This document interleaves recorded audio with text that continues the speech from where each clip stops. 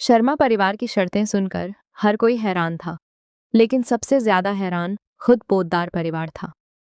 किसी ने कभी नहीं सोचा था कि जिन लोगों के सामने पूरा शहर सिर झुकाता था, वही आज मजबूरी में किसी और की शर्तें मानने पर मजबूर हो जाएंगे। माहौल में ऐसा सन्नाटा था कि हर किसी की धड़कन साफ सुनाई दे रही थी। तभी वह हल्की सी मुस्कान के साथ बोली, वाह, मेरी शर्तें तो आपने उम्मीद से भी जल्दी मान ली। लगता है सच में इस घर की इज्जत दांव पर लगी हुई है। उसके चेहरे पर जीत का आत्मविश्वास साफ दिखाई दे रहा था, जबकि सामने खड़े लोगों की आंखों में बेबसी और गुस्सा दोनों साफ झलक रहे थे।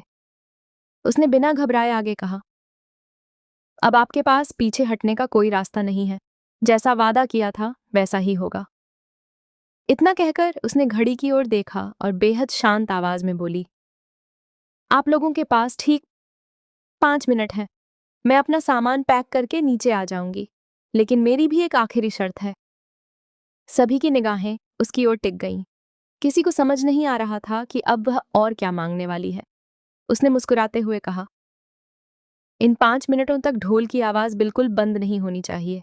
मैं चाहती हूं कि ढोल इतनी जोर से बजे कि पूरे उदयपुर को पता चल जाए कि आज पोद्दार परिवार को अपनी शान बचाने के लिए मेरी शर्तों के आगे झुकना पड़ा है।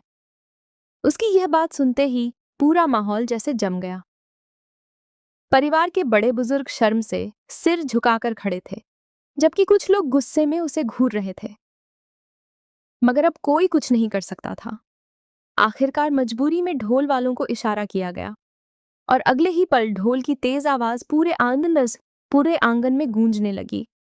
हर एक थाप जैसे पोद्दार परिवार के घमंड पर चोट कर रही थी। आसपास खड़े लोग भी आपस में बातें करने लगे कि आखिर ऐसा क्या हुआ कि हमेशा दूसरों को झुकाने वाला परिवार आज खुद किसी की शर्तें मान रहा है। वह धीरे धीरे अपने कमरे की ओर बढ़ी। कमरे में कदम रखते ही उसकी आंखें नम हो गईं। यही वह कमरा था जिसने उसकी खुशियां भी देखी थीं और उसके आंसू भी। उसने चारों ओर नजर दौड़ाई। दीवारों पर टंगी यादें, अलमारी में रखी छोटी छोटी चीजें और खिड़की से आती हवा जैसे उसे रोक लेना चाहती थी। उसने हल्के से कमरे की दीवार को छुआ और धीमी आवाज में बोली, तुमने मेरे हर दुख में मेरा साथ दिया। जब कोई मेरा नहीं था तब तुम थे। शुक्रिया, सच में बहुत बहुत शुक्रिया। उसकी आंखों से आंसू बह निकले, लेकिन इस बार उन आंसुओं में कमजोरी नहीं थी। उनमें आत्मसम्मान और नई शुरुआत का हौसला था। उसने जल्दी जल्दी अपना सामान समेटा, आखिरी बार पूरे कमरे को देखा और गहरी सांस ली। नीचे ढोल की आवाज लगातार गूंज रही थी। हर बीतता पल इस बात का ऐलान कर रहा था कि अब कुछ भी पहले जैसा नहीं रहेगा। उधर नीचे खड़े लोग बेचैनी से उसकी राह देख रहे थे। किसी को डर था कि वह नीचे आकर क्या कहेगी, तो किसी को इस बात की चिंता थी कि अगर यह बात पूरे शहर में फैल गई तो उनकी प्रतिष्ठा का क्या होगा।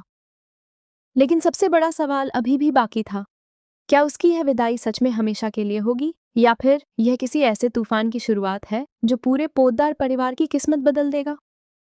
और क्या वह जाते जाते ऐसा राज खोल देगी जिससे इस घर की नींव तक हिल जाएगी। इन सभी सवालों के जवाब कहानी के अगले हिस्से में सामने आएंगे, जहां हर पल पहले से ज्यादा रोमांचक और चौंकाने वाला होगा।